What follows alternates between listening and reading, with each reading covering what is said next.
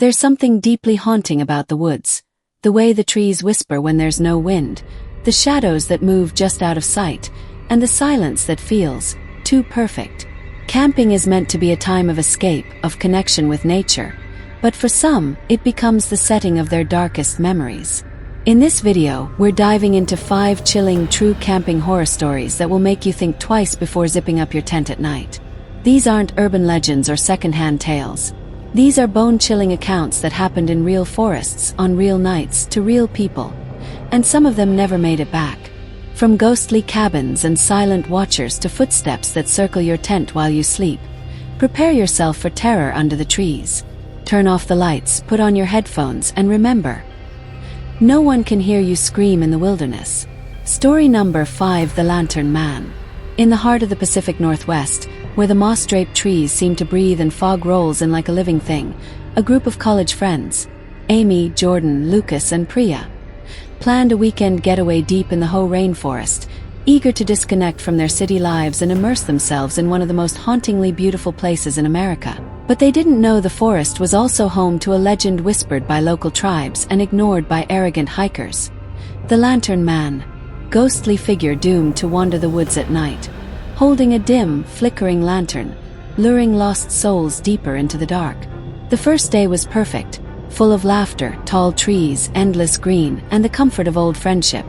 But as the sun dipped below the horizon and the mist began to curl through the trees like fingers looking for skin, the mood shifted as if the forest were inhaling and holding its breath. That night, while sitting around the fire, Priya jokingly mentioned the Lantern Man legend she'd read on Reddit, describing him as a tall, hunched figure with no face, only a mouth sewn shut and a rusted lantern swinging from one hand. And the moment she said his name, something cracked in the woods behind them, a branch snapping like a neck breaking, and all 4 of them froze. Jordan tried to laugh it off, calling it a deer or raccoon, but when they scanned the forest, they saw a light, faint and orange, swinging side to side between the trees, too steady and too slow to be an animal, too unnatural to be another camper. Amy whispered that it had to be another group nearby, maybe someone using an old kerosene lamp. But no one else had checked into that section of the park, and they were at least 10 miles from the nearest trailhead. The light came closer, bobbing gently, and with each swing, the forest seemed to get quieter, as if even the insects were holding their breath in fear of what was coming. Lucas grabbed the camp axe and stood, ready to confront whatever prankster was screwing with them. But when he stepped forward, the light vanished instantly, leaving behind only darkness and a deep, humming silence that made their bones ache. Uneasy but trying to stay rational, they doused the fire and retreated into their tents. But just after 2 a.m., Amy woke to the sound of soft, scraping footsteps outside and the flicker of orange light dancing across the fabric of the tent, the unmistakable glow of a lantern swinging just inches from her face. She held her breath as a shadow stopped directly outside, tall and hunched, and she could see its silhouette through the tent. Long arms, a crooked spine, and something swinging from one hand that clinked with every sway, the sound metallic and wrong, like a chain dragged over bone. The figure stood there for over 10 minutes, unmoving, before finally walking away. Not toward the forest, but toward Lucas and Jordan's tent. A low groan echoed, muffled by distance, followed by a single sickening crack, and then silence. At dawn, Amy emerged to find Lucas's tent empty, the zipper torn open, drag marks in the mud leading into the woods, and Jordan sitting on the log by the fire pit, staring blankly into space, lips stitched shut crudely with fishing line. Not by his own hand, but by something far too precise and cruel. Priya was missing entirely, and the only sign of her was her phone, lying on the forest floor, its flashlight still on and its screen showing dozens of blurred photos taken in rapid succession. And in each one, behind her, stood the same figure. Tall, faceless, lantern in hand, growing closer with every frame until the final photo was pure darkness. Amy ran, alone, for miles, not stopping until she collapsed at a ranger station, babbling about the Lantern Man, the stitched mouth, and the vanishing light. Authorities launched a massive search but found no trace of Lucas or Priya. Only Jordan, who was taken to a psychiatric facility and has never spoken a word since, refusing to eat unless the room lights remain fully on. What haunts Amy most isn't the loss of her friends or the stitched lips or the flickering light. It's what happened 3 months later, when she began seeing the same glow outside her apartment window in Seattle, bobbing slowly in the alley, swinging side to side like a pendulum counting down the end. She moved, followed. She stopped sleeping, stayed. And now, every night at exactly 2:13 a.m., the lantern light reappears, closer than before, and she knows, without doubt, that someday soon she won't be able to look away. Story number 4: The Thing That Tapped. Nina and her younger brother Max had never been especially close, but after their parents passed away in a car accident just 6 months prior, they had made a pact to spend more time together, to heal in places that reminded them of family. And that's what led them to pitch a small 2-person tent on the bank of an isolated lake in Michigan's Upper Peninsula, a place they'd visited as children with their mom and dad, back when life felt whole and the forest was just a playground of dirt paths, fireflies, and laughter echoing over the water under endless summer stars. The plan was simple: one weekend of camping, sharing memories, hiking old trails, and maybe rekindling that sibling bond that grief had slowly eroded. But grief, as they'd soon learn, has a way of attracting more than just sadness. Sometimes it calls things from the dark that feed on loss like it's a scent in the air. On the second night, after roasting marshmallows and laughing for the first time in months, they zipped into their sleeping bags and turned off their flashlights, listening to the soft splash of fish in the lake and the distant hoots of owls. But just as Nina began drifting off, a sound pierced the quiet like a needle through fabric. A single, distinct tap on the side of the tent. Thinking it might have been Max trying to spook her, she whispered angrily for him to cut it out. But Max groggily replied from the other side of the tent that he was already lying down, unmoving, and hadn't done anything at all. Then came another tap, slower this time, like a single knuckle knocking against nylon, followed by a second and third. And they both sat up, now fully awake, their breath fogging in the suddenly cold air, as the rhythmic tapping moved along the tent wall, circling them, methodical and steady, as if someone, or something, was walking slowly around the perimeter and dragging a finger across the thin material with each step. Max reached for the flashlight, but it wouldn't turn on.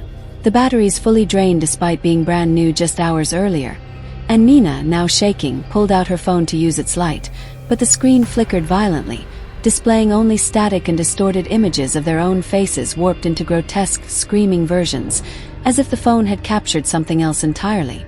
Then the tapping stopped, silence returned, and for a brief, agonizing moment, neither of them moved, hoping whatever it was had gone, until they heard a zipper being pulled. But it wasn't theirs.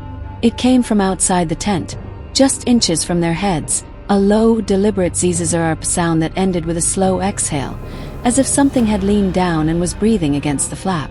Paralyzed with fear, they waited, listening to the fabric rustle as if hands were brushing over it, searching for a way in, and then, without warning, the tent collapsed in on itself, as if pushed by unseen weight from all sides, forcing the siblings to scream and claw their way out, tearing a hole through the side in a blind panic. They bolted barefoot into the trees, not stopping until the lake was far behind them, their breaths ragged, their hearts pounding like drums of war, only to find themselves in a part of the forest neither recognized. A clearing that shouldn't have existed, with trees that arched overhead in unnatural symmetry, and the moonlight that filtered through them flickering as if it passed through water. But it was what stood in the middle of the clearing that broke their minds. A copy of their tent, fully intact, yet it was different.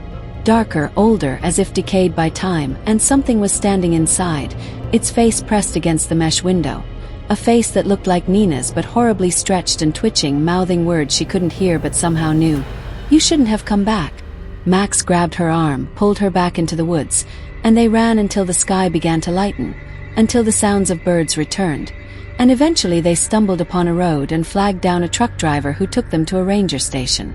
When they tried to return with authorities, the lake was there, but the clearing was gone. No tent, no signs of life, and no explanation. And their original tent, the one they fled, was later found miles away, untouched, zipped shut from the inside, as if they had never left it. In the weeks that followed, both Nina and Max began to experience strange phenomena. Shadows that moved without light, voices calling their names at 3:33 a.m., and dreams of fingers tapping slowly on their windows. Always in the same pattern. Tap, puzz, tap tap, puzz, tap. To this day, neither of them sleeps without the lights on, and both carry scars not just on their bodies, but in their minds. Because sometimes what comes tapping in the woods doesn't want in. It wants to trade places. Story number 3: The Silent Cabin. When Olivia, Jonah, Mia, and Carlos set out for their annual camping trip in the remote Appalachian backwoods of Tennessee, they were chasing nostalgia, a return to simpler times away from the concrete and glass of their lives in Atlanta, to the childhood forests they once explored with nothing but backpacks, compasses, and dreams of adventure.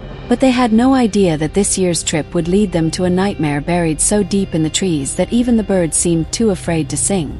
Their destination was a stretch of old forest near Klingman's Dome, far off any official hiking route, reachable only by foot and unmarked on standard trail maps, rumored to hold forgotten paths, wild animals, and, as one local at the gas station cryptically warned, things that don't stay buried forever. They laughed it off, of course, chalking it up to the typical small-town superstition you hear before entering anywhere remotely isolated. But that laugh died the moment they stumbled upon an old log cabin hidden in a clearing, seemingly untouched by time, yet with no visible trail leading to or from it, as if it had simply grown there like a tree.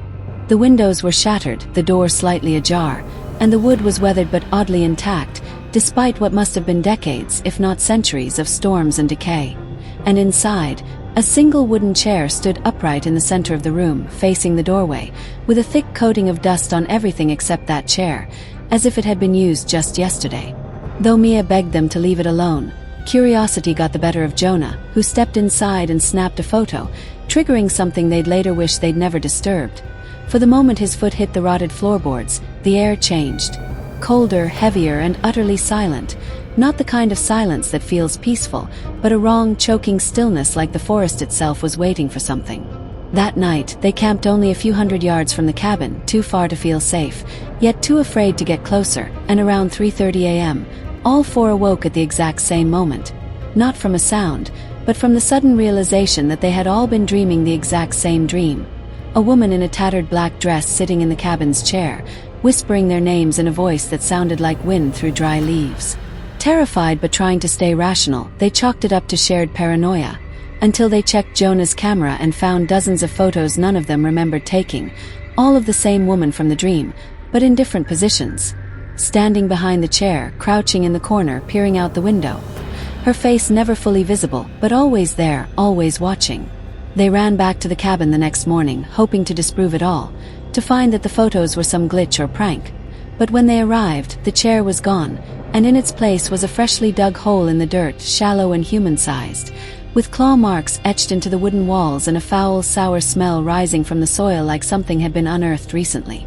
Panicked, they decided to cut the trip short and hike out immediately, but by then, something had attached itself to them. A curse, a presence, something unshakable. For even as they left the forest, they could hear twigs snapping just out of sight, the whisper of their names echoing between the trees, and the feeling of eyes boring into the back of their necks never went away. When they reached the car, exhausted and pale, Jonah tried to delete the cabin photos, but his phone had corrupted. The images frozen, the screen flickering with static whenever he opened the gallery, and his reflection in the black screen sometimes seemed off, staring back at him with just a hint of a smile. Over the following weeks, each of them suffered in different ways. Mia began waking with scratch marks down her arms. Olivia's dreams were haunted by the chair reappearing in her bedroom. Carlos started speaking in his sleep in a strange, backwards language, and Jonah vanished altogether 1 month later after calling Mia in a panic, screaming that, "She's here, she's in the mirror, she won't stop looking." His body was never found, but his apartment walls were covered in charcoal sketches of the cabin, the woman, and the chair, all in obsessive detail. To this day, Olivia refuses to talk about what happened. Mia has become a recluse, and Carlos was institutionalized after being found wandering barefoot in a Tennessee forest, whispering, "The chair is waiting, the hole isn't empty." Whatever they woke up in those woods, whatever lives in that silent cabin, it doesn't forget, it doesn't forgive, and it never truly lets you leave. It just waits, quietly, for the next visitor foolish enough to step inside. Story number 2: The Man in the Woods. Dave was the kind of person who thrived in solitude. A seasoned solo camper who found peace where others felt vulnerable, always drawn to the silence of the Maine wilderness. The untouched places where the forests were thick enough to swallow sound and time seemed to slow down into something ancient and heavy. He planned a week-long trip to a secluded section of Baxter State Park, miles from any marked trail, armed with only his backpack, survival gear, a solar battery, a flare gun, and an old-school compass, with the goal of completely disconnecting and spending time in the presence of raw, untamed nature. The first 2 days went smoothly, filled with hikes, reading, sketching the landscape, and boiling water from a nearby stream, the kind of routine that brought him a strange joy, a meditative simplicity that cleared the noise from his life back in Boston. On the third night, however, as dusk fell and the crickets began their evening song, something shifted. The temperature dropped abruptly, the wind stilled, and the familiar rustling of animals in the underbrush ceased entirely, as if the forest itself were pausing to listen. At around 2:15 a.m., Dave awoke with a jolt, not to a sound, but to a sensation. A deep, primal feeling that he was no longer alone, that something was watching him from outside the thin fabric of his tent, and the air felt heavy, charged with an energy that made his hair stand on end. He stayed frozen for minutes, trying to listen, to rationalize the feeling, but then he heard it. Branches cracking under slow, deliberate footsteps, not from a wild animal, but from something bipedal, something walking with intention, slowly, circling his tent without making any sound other than the occasional crunch of leaves or snap of a twig. Grabbing his flashlight, Dave hesitated before unzipping the tent flap just an inch, heart pounding in his ears, and that's when he saw the man. Barefoot, clothed in filthy rags, wild hair down to his chest, pale skin glowing in the moonlight, and wide, unblinking eyes that stared directly at Dave as if he'd been waiting for him to look. The man didn't move or speak. He just stood there, half hidden behind a tree, breathing shallow and fast, swaying slightly, as if fighting an urge to charge or scream or something worse, and in that moment, Dave felt something he'd never experienced before in his years of camping. Absolute, paralyzing terror. Slowly, Dave zipped the tent shut and grabbed the flare gun, clutching it to his chest, unsure whether firing it would scare the man away or draw him in, and for the next several hours, he heard footsteps circling the tent, stopping occasionally at the entrance flap, where something scraped lightly against the nylon like fingers dragging across fabric. At some point, around 5 a.m., the footsteps stopped, and the forest began to come alive again. Birds chirped, the wind returned, and the strange, stifling silence lifted like a curse being broken with the sunrise. When he finally emerged from the tent, shaking and exhausted, there was no trace of the man. No footprints, no broken branches, no discarded items. Just the wide, wild forest staring back at him like nothing had happened, like the night had been a dream. Dave didn't bother eating breakfast or breaking down his camp properly. He packed as fast as he could and began the long trek back to his car, constantly glancing over his shoulder, feeling like he was being watched the entire way, the shadows between the trees somehow more alive than before. When he reached the ranger station that afternoon, pale and shaking, he recounted the story to an older ranger named Ted, who listened without interrupting, then leaned in close and said, "You're not the first to see him. We've had reports for years. Always the same description, same area, same nighttime visitor." Ted explained that there were rumors of a hermit, a former asylum patient who had escaped in the 1980s and vanished into the park. But more disturbing was the idea that the sightings had continued even after authorities claimed to have captured and institutionalized the man decades ago. According to Ted, the sightings happened every few years, always from solo campers, always with the same eerie details, and none of those campers ever returned to that part of the park again. Dave never went camping alone after that night, and he still dreams of the wild-eyed man with the silent steps and the awful, knowing stare, a stare that made him feel like his soul had been studied and measured and found wanting. Years later, he found an online forum about outdoor horror stories and was horrified to read multiple posts describing identical encounters. The same man, the same look, the same presence, from people scattered across the country, even from parks hundreds of miles apart, sparking terrifying questions. Was it really a man or something else wearing the shape of one, something drawn to isolation, to fear, to tents in the middle of nowhere? Story number 1: The Shadow Outside the Tent. It was supposed to be a relaxing weekend getaway. Just 4 lifelong friends escaping the noise of the city to reconnect with nature deep in the dense, evergreen wilderness of Olympic National Park in Washington, where the trees stretch so tall they seem to scrape the clouds and the mossy silence wraps around you like a heavy, ancient blanket that remembers everything that's ever happened there. The group, Dan, Marcus, Lyle, and Trevor, had hiked nearly 10 miles into the remote backcountry, carrying tents, food supplies, water filters, and portable solar chargers, determined to fully unplug from the modern world and enjoy the raw beauty of unfiltered nature, unaware that something unexplainable and terrifying would soon unfold around them.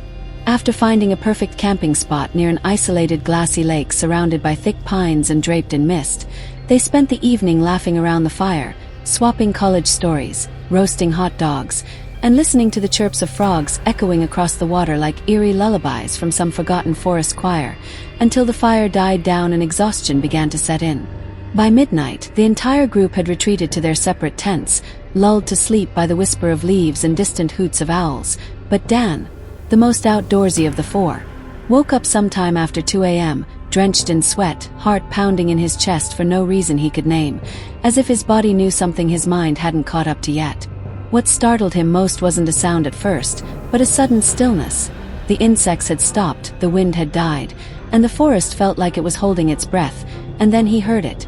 Deep, ragged breathing coming from just inches outside the thin nylon wall of his tent. At first, he assumed it was an animal, maybe a curious deer or a bear sniffing around. But then came a voice, or something like a voice, not quite human, whispering in low, rasping syllables that didn't form any words he recognized, as if speaking an ancient dialect forgotten by time or faking human speech entirely. Dan held his breath, frozen. His eyes locked on the silhouette of a tall, impossibly thin figure that had appeared on the other side of the tent, motionless and silent except for that unnatural breathing. And though he wanted to scream or call out to his friends, something about the presence felt paralyzing, like his instincts had seized control and were warning him that to speak would be to invite something in. Minutes passed, or maybe it was hours. Time became meaningless. And then, just as suddenly as it had come, the breathing stopped, and the shadow backed away without a sound, swallowed by the forest's blackness. When morning arrived, the other three emerged groggy and confused, unaware of what Dan had experienced. Though Lyle admitted he had a vivid nightmare of someone watching him from outside the tent, whispering in gibberish that turned into screams. When Dan finally stepped outside to pack, he noticed something odd. Strange black ash markings, almost like symbols or runes, had been drawn in a perfect circle around all four tents, something none of them had done and something the damp ground would have made nearly impossible without a source of fire or coal.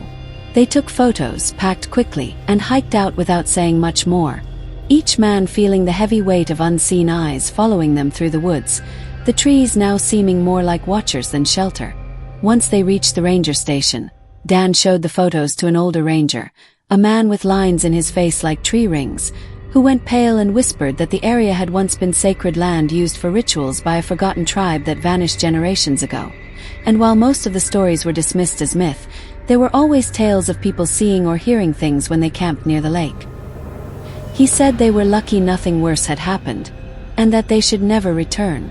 To this day, none of the four friends have, and Dan still dreams of the breathing and the figure that never truly left the forest, only waited for the next set of tents to appear under the moonlight, where the circle of ash could be drawn again, and the silence of the trees would once again be broken by whispers from something far older than man. So the next time you pack your tent, light a fire, and settle into the silence of the forest, remember, not everything out there wants to stay hidden. Some shadows move without reason. Some whispers don't come from the wind. And sometimes, something is waiting just beyond the tree line, watching, patient, silent, and hungry for those who dare to wander too far. These 5 terrifying camping stories remind us that nature holds more than beauty. It holds secrets, curses, and things we were never meant to find. If you've ever experienced something strange on a camping trip, share it in the comments below. And maybe, just maybe, we'll feature your nightmare next. Until then, stay safe, stay aware, and whatever you do, don't ignore the sound of footsteps outside your tent.